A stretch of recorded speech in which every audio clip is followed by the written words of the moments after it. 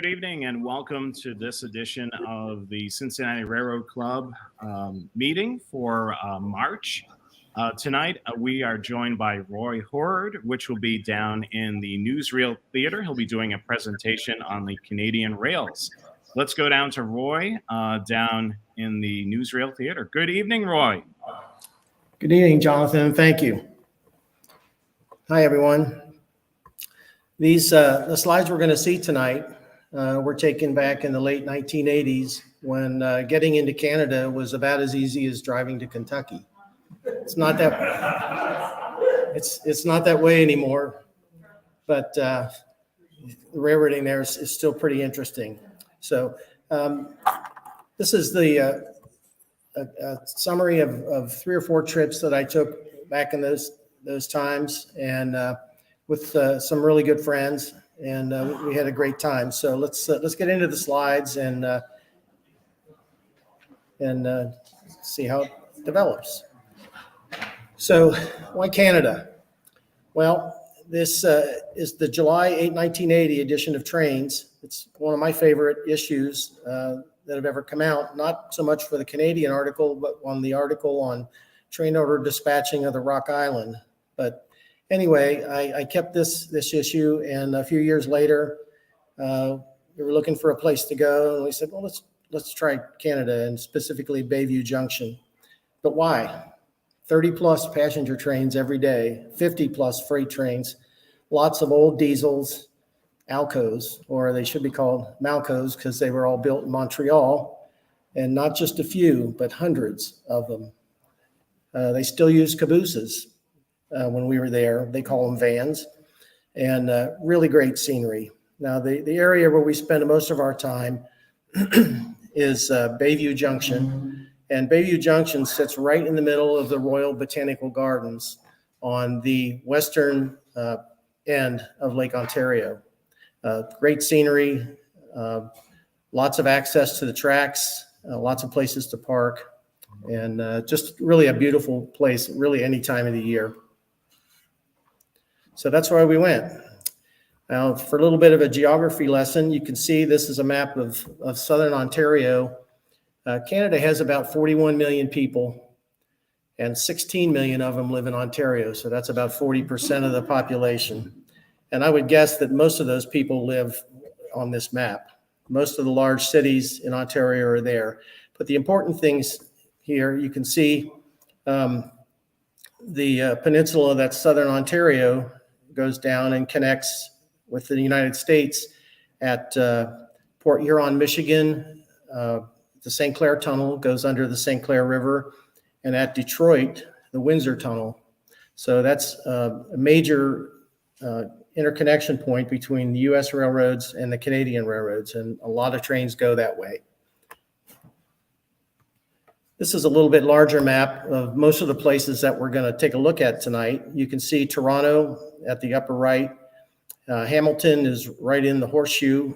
The end, it's Hamilton Bay, the western part of Lake Ontario.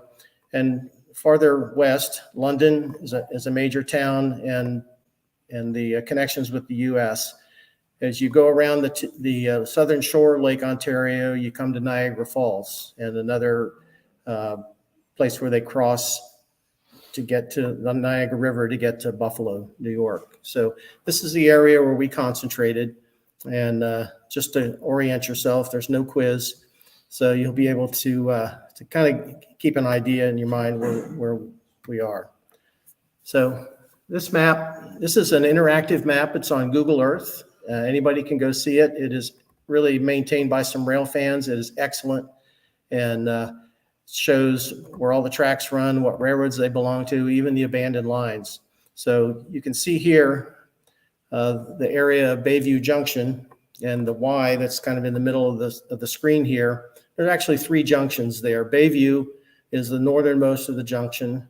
The Hamilton West Junction is to the west, and then Hamilton Junction is to the south. The red line coming down is a Canadian Pacific line that connects, and that's how they get to the Niagara Falls area. The green lines are all Canadian National. We'll start out Hamilton West Junction. This is a freight that's most likely come under the Detroit River tunnels. It's flying an extra flag.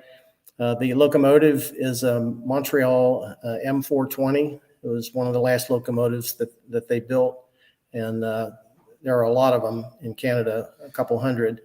So this train is headed westbound for Toronto. Bayview Junction, or the Northern Junction, is two double track lines. At one point there was a tower here, pretty close to where we're standing. These are 3 GP40-2 LWs with the wide cabs.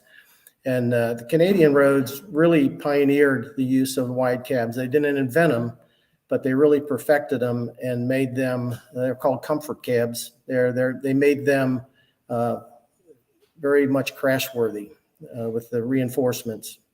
And so most of the newer Canadian locomotives, and of course now all locomotives pretty much have the wide cabs. So what we're looking at here, this train is headed west, probably towards one of the tunnels, the Windsor Tunnel or the St. Clair River Tunnel. And the line that goes to the right actually goes to Niagara Falls. So, another train headed westbound, more GP40-2s. And this is a westbound train off the Grand Trunk. These the containers, you can see they're only single stack containers. They did not have clearance in the tunnel at that point. So the Grand Trunk runs several trains a day, or did, on this line, some even as far as Portland, Maine. Yeah, these are both former DT&I units, DT&I GP40-2s. So this train has come out of Toronto and is actually headed for the St. Clair Tunnel.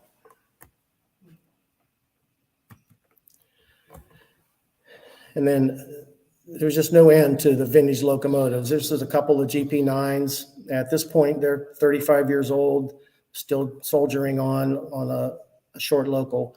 This location here is where the tower stood until the 1970s, and then they came in and installed CTC. And you can also see in the background some of the area of the Royal Botanical Gardens and the little harbor that's there. They do a lot of rowing, kayaking, and a lot of other recreational activities.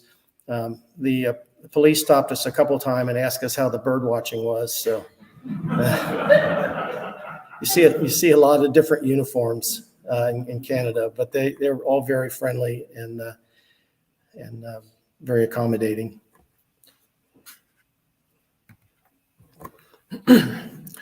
And this is a transfer from Toronto, piggyback transfer. The locomotive, excuse me, is a SW1200 RS, and they have a lot of them there. You can see the distinctive nose on that one.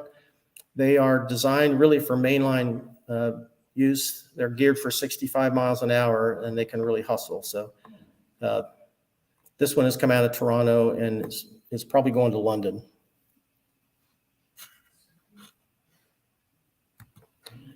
This next train, this is a freight train come from the U.S. He's gone through Niagara Falls and Hamilton, and he's headed for Toronto. These are wide cab an SD40 and a narrow cab SD40-2.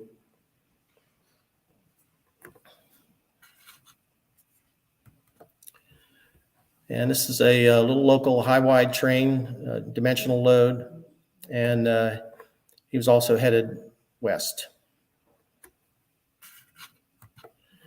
Now this was taken at Hamilton Junction. This is a transfer to old GP9s, also 35 years old, still doing their job.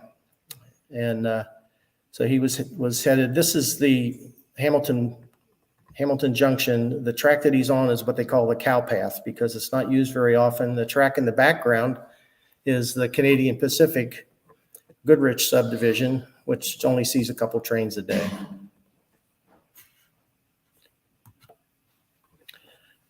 So comparison shots here. This is back at Bayview Junction. The train on the left has just come off the line going to Sarnia and Windsor, and like a friendly conductor there giving us a wave. The train on the right is coming from Niagara Falls, so he's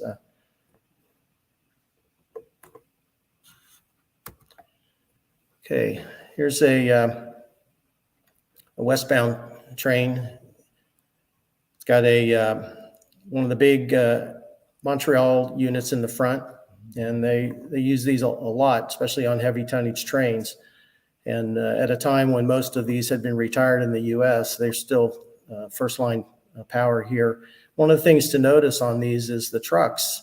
They're all 6-axle trucks, the same type that are used on General Motors locomotives. And that might be one of the reasons why they lasted so long. Alcos built in the U.S. used an Alco tri-mount truck that had a reputation of regauging the track whenever it felt like it. So railroads got rid of those as quick as they could, but they seemed to last in Canada. These soldiered on until the early 2000s, and many of them were sold to industrial railroads, mainly to haul iron ore. So the one on the left is an M630. The picture on the right is an M636, which was a model really only used in Canada. And of course, the one on the bottom is a wide cab SD40. And these guys, at the time we took these pictures, were close to 40 years old, still doing their job every day, mainly running between Toronto and Hamilton on transfer runs. So these are General Motors F7As built in the GM plant in London, Ontario. And another westbound freight. This one had a kind of a unique combination of a wide cab GP40 and then 2 of the Montreal M420s. This was a model that was almost unique to Canada. That was the last locomotives that Montreal built, freight locomotives. A few ended up in the U.S. on the Providence and Worcester Railroad. So. The next, this is an M630 on an ore train. I just couldn't resist taking pictures of these. These were because they had been gone a long time from the U.S. scene. And the one on the trailing unit was an M636. So.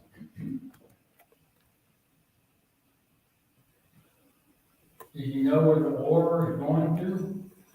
Well, Hamilton is a large steel center. There is there in Hamilton. Yeah, but also it's a lake port, and so they unload ore there. It could have been going to Detroit, or could have been going to a mill somewhere else. But yeah, a lot of lake boats dock in Hamilton and Toronto too.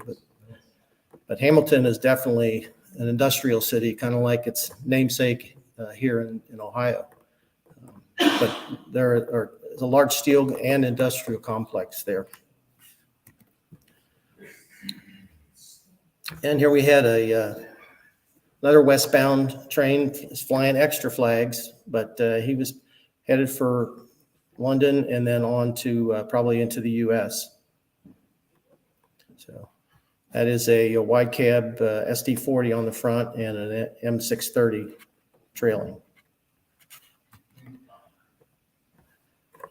And this is a little local that came down from London, going back to Toronto. Had a kind of a variety of freight cars here. Also another vintage diesel, approaching 40 years old, still doing its job every day.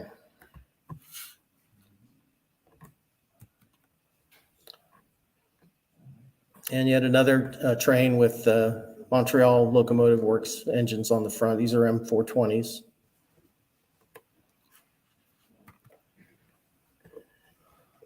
And the trailing unit on that was another M630.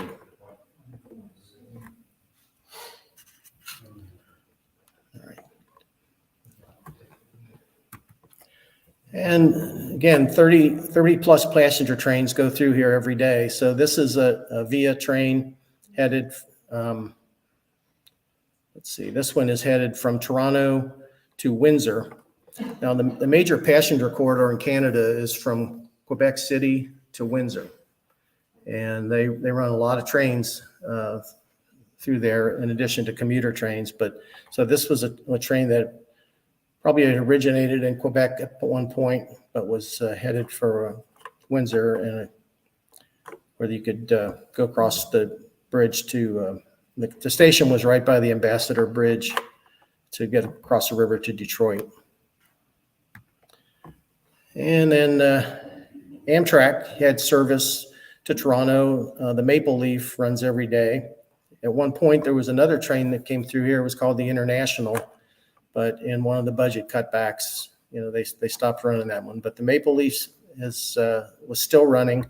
I guess they had stopped service during the pandemic, but they are trying to restore service to Canada.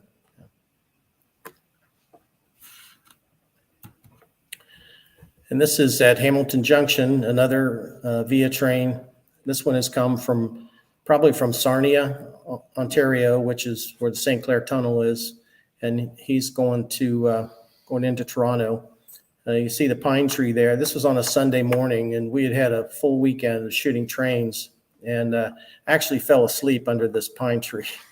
And the train came through and woke me up just in time to get the shot. This is one of my favorite shots in the program, though. So, but you'll notice the via locomotives they're paired, one GM, an F7 or FP7, and then a Montreal FPA4, and you see that a lot. And I don't know if it was because of reliability or acceleration, but it was something that we did notice on quite a few of the trains.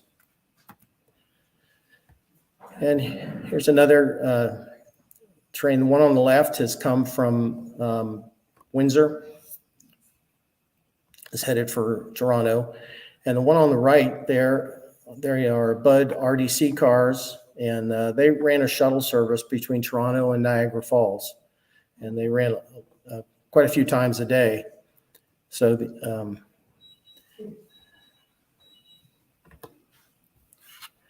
and the VIA had actually a very large fleet of RDCs until a few years ago. A lot of them ended up in Dallas on the commuter trains. And I understand some of the Dallas ones have been sold now to an operation up in Vermont. So, and here's a passing shot of the train 4 RDCs. So the first one there is an RDC2, which has the baggage compartment, and then 2 RDC1s, and then another RDC2. We saw this pattern a lot, and it just seemed like a way to separate the passengers from the crew, because the passengers couldn't get up to where the crew compartment was. And then this is they call the GO train. This is the Government of Ontario Transit. In this part of Ontario, they run all the commuter trains. They also run the buses, and so this train has come from Hamilton. It's a commuter train. The cars, they call them coffin cars, were built by a company called Hawker Siddeley, which then became Bombardier. And this design has since spread. I know they use a lot of them in California, and a lot of different cities use these bi-level cars. The second unit is an F7B. It's there just to provide power, head-end power for the trains.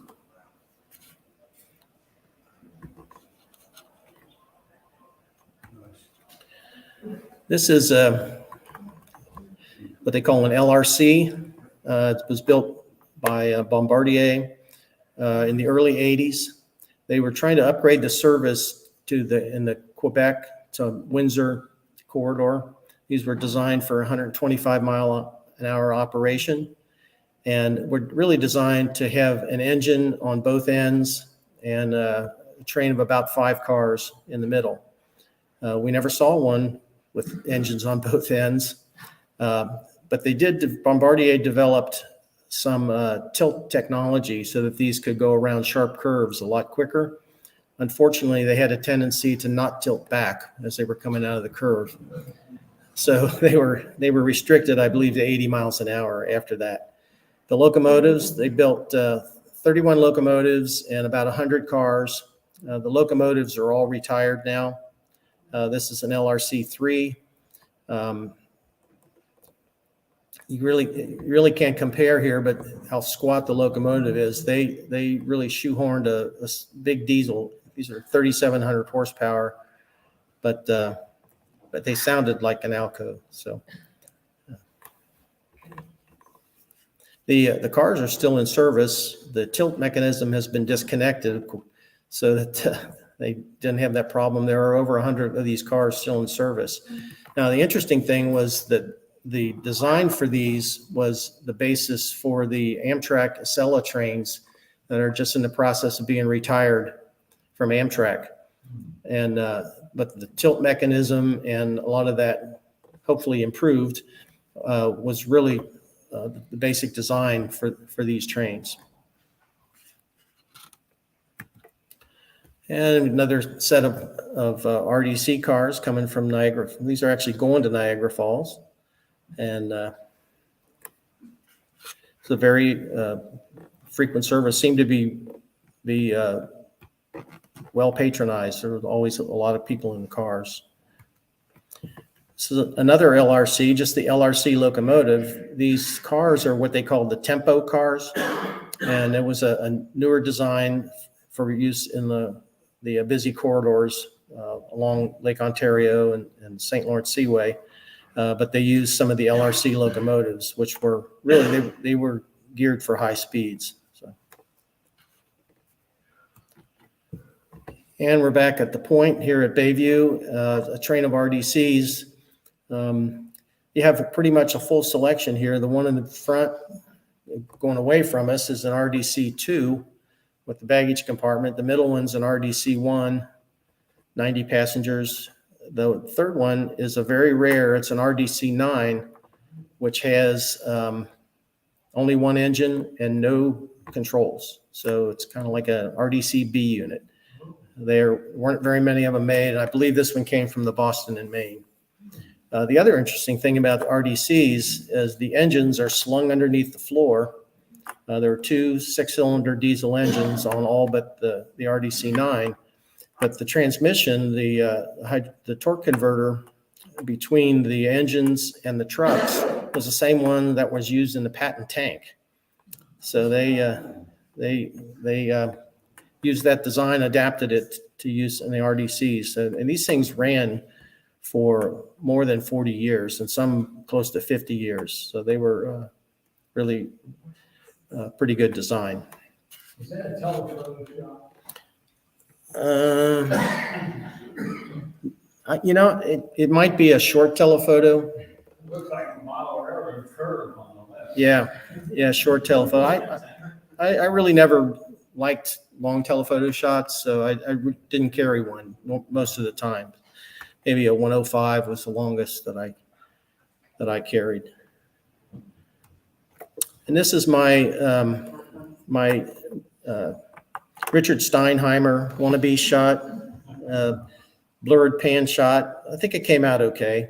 This is a Canadian National FP7 on a via train from Niagara Falls and from actually it would be from Hamilton since it's a commuter train. And we're going to move away from Bayview and head north around the horseshoe and spend a little time in Toronto. We went to Burlington West. Burlington West is a suburb of Toronto and a very busy rail junction and a commuter station. And we caught this train from Niagara Falls, J. Sebastian, last run, 38 years. So I just wondered how many times he'd been to Niagara Falls. So. And this is the station. This is the same train, but the station at Burlington West. And you could stand here, and there was pretty much never a time that there wasn't a train in sight. It's that busy of a junction. This is an RDC 2. And we got a couple more there. Another train with this is an Montreal FPA 4 on the front of this train. This would have been from Toronto headed for probably Windsor. And then a GO train. This is not the 908 again, the same one I did in my pan shot on a different day. So he's making the commuter stop here at Burlington West. And then another VIA train, looking a little worse for wear, making the stop. He's come from Windsor and headed for Toronto. Now, we didn't really spend much time in the city of Toronto. I mean, we were more interested in shooting trains, but Toronto is really a fascinating city. I've spent time there on business trips, and it's a very walkable city, especially if you like different foods of different nationalities. It's really a great city. So I had to throw in a couple of stock photos. I did not take these of the Toronto Union Station. It's a very, very busy station, but design reminded me a lot of Union Station in Chicago and the old Penn Station in New York. But we did spend a lot of time shooting the trains at Toronto Union Station. I'm standing on Bathurst Street, which is one of the main drags through town. The bridge is wide enough that you can park on it, so it was very easy. And this is one of the corridor trains headed for Quebec, Quebec City via Montreal. You'll notice on the right-hand side of this photo, looks like they're tearing the tracks out, tearing the old coaling tower down. This is the Spadina Street roundhouse and engine terminal, and they were, in fact, removing all of that. This area to the right of the main lines has been entirely revamped, kind of like the banks here. It's also where they built the Rogers Center and a lot of other high-rise buildings. The Rogers Center is where the Toronto Blue Jays play. So it's all been redone. There was even a lakefront airport here, and they had like commuter air service would come in there, and that's gone too. It's all been redeveloped. And this is one of the GO trains coming in. He's coming in from Hamilton into the station. The track to go off to the right, that's the Canadian Pacific main line that comes through the station. And an LRC train, also from Windsor. This is an LRC 2. And this critter was a Trans-Europe Express, a TEE train, German design. It was brought over, and the Ontario Northland runs from, it doesn't run into Toronto, but it runs a couple of 100 miles north and then kind of up into the hinterlands. It's run by the government of Ontario. And anyway, they ran North Bay. Yeah, I was thinking Thunder Bay, but you're right, North Bay. So they ran this train, and the locomotives had died and were replaced by two GM FP7s. Interesting thing, they stopped running this train, and it was sent back to Europe and is now in Sweden, I believe, in a railroad museum. So I was just reading the other day, the government of Ontario has just put out bids to buy new equipment to reinstate the Northlander. Now they do run a number of other passenger trains up in the North Country, and so that they're still in the passenger business. As you can see, the coach yard behind you, that is all gone and all been redeveloped. That's probably about where the Rogers Center is, or the Blue Jays play. But yep, yeah, these were all still steam heated. And here's another corridor train. The classic FPA 4 there. And we got this little guy. This is another SW1200 RS, bringing a little transfer in to go through the station. They do run freight still through the station. So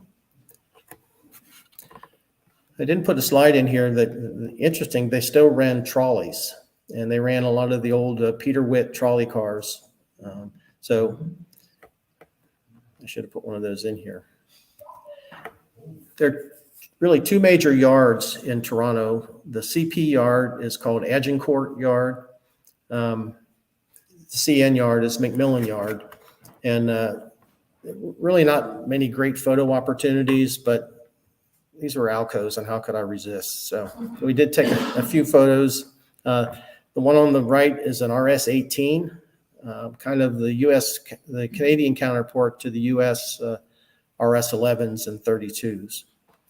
And the engine on the right is an M630. All right, take that back. It's a C630 because it was. And there's the RS-18. There were literally hundreds of these built and still in service on the Canadian roads. And we just caught this old guy. He was on the hump set at Agincourt. The Canadian National and the Canadian Pacific Railroad Police were very much in evidence. And really, if you got very far from your car, they let you know that that was something they weren't going to tolerate. So we just took a couple shots and got in our cars and left. And we caught this guy. This is a C424 in the engine terminal there at Agincourt.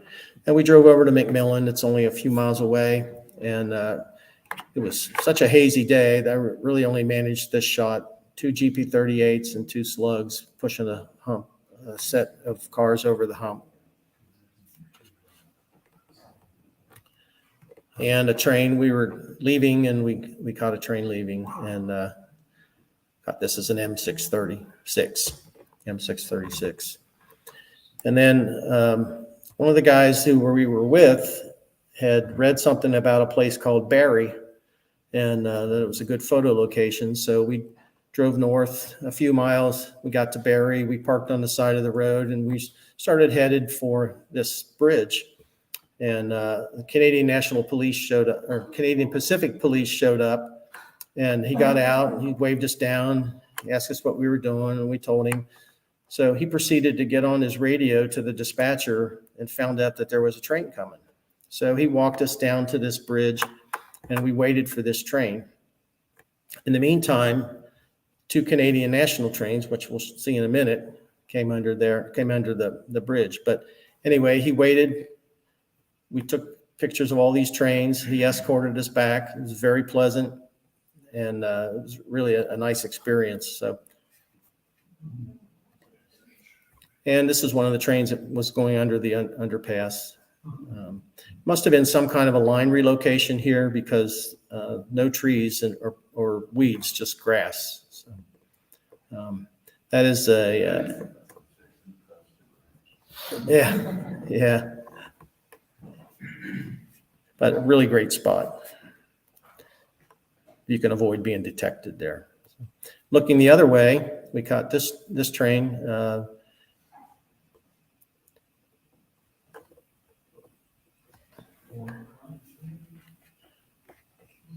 Yeah, these are more ore car, 2-bay hoppers.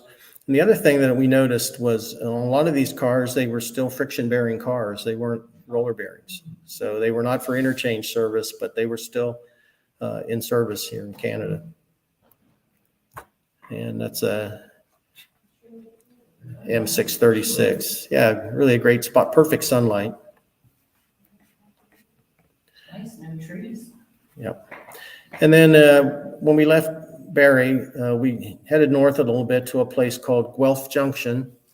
It's just a number of branch lines come together on the Canadian Pacific main line from Toronto to London over to Detroit. So caught the Soo Line. Of course, Soo Line was owned by Canadian Pacific. I guess now has been absorbed by them. And second picture is a CP rail. This was for Expo 86, still painted that way and still in pretty decent shape.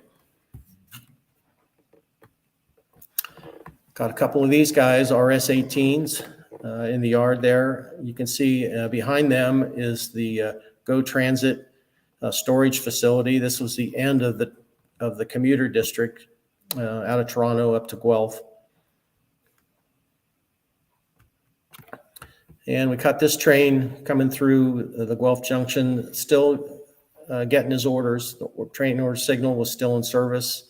He was getting his train orders. He's eastbound, headed for London. And some more M424s on a train following that one. And this picture is the same train from the other side. And it was starting to get late in the day. I recall this when everybody was hungry. We were trying to look for some place to eat. And we stopped in this little town and just kind of happened on this spot and got the classic CP rail train reflected in the pond. And we also found a really good steakhouse here. So it was a good experience all around. So the next we're going to just do a little stopover in Hamilton. Oops, sorry. Yeah, Hamilton. So these are those three engines that were on the piggyback train earlier.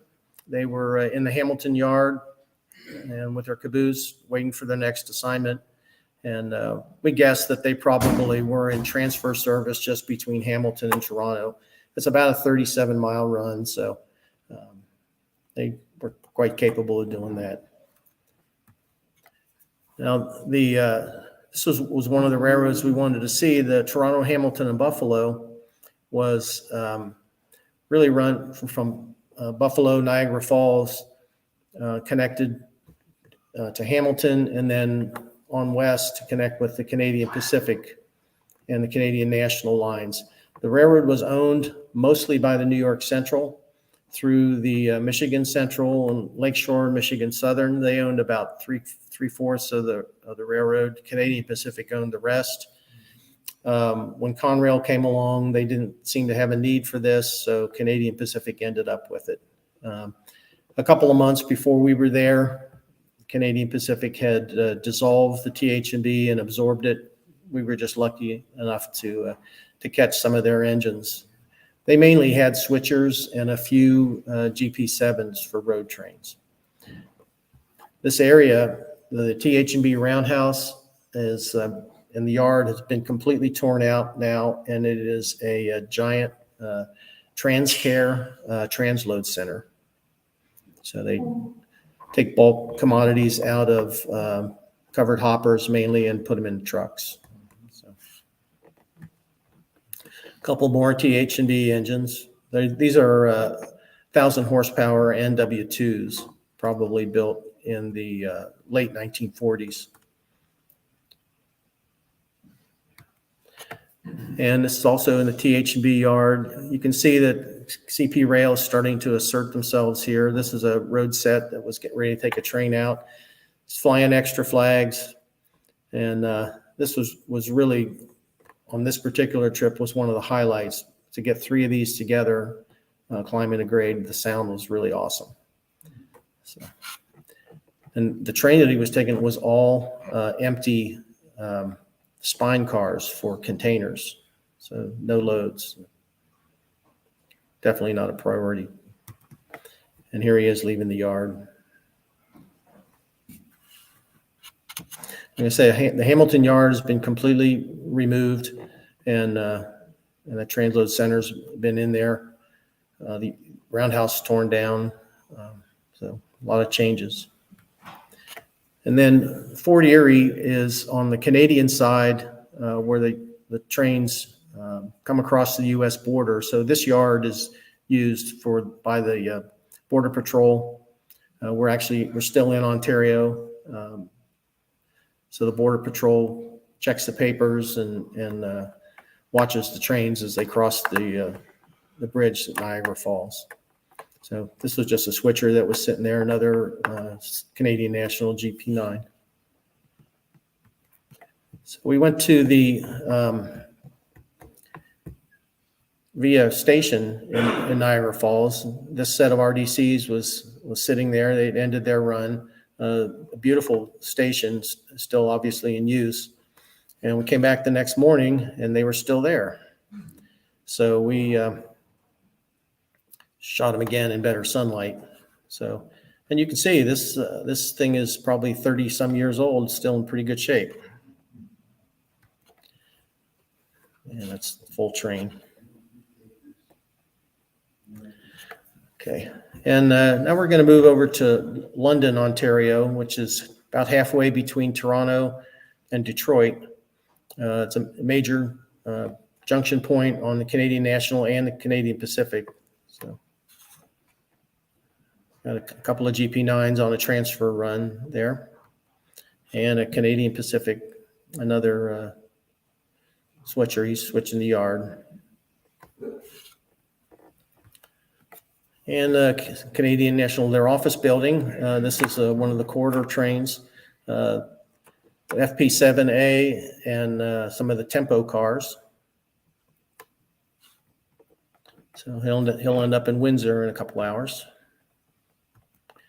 And this was the locomotive that was on that. It's an ex-Canadian National FP7A.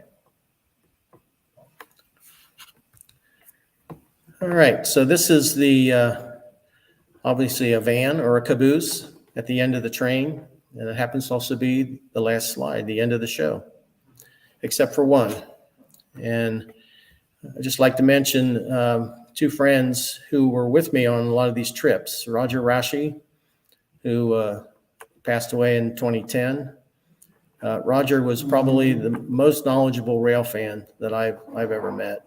And he was the guy you wanted to be with if you were going to drive all night to get to a rail fan spot, because he could talk all night. And you never had to worry about falling asleep. He was just so interesting, really interesting guy. But Roger, he was only 49 when he passed. And then Eddie Coor, who I know a lot of you knew Eddie. He was on some of these trips too. Eddie passed in 2022.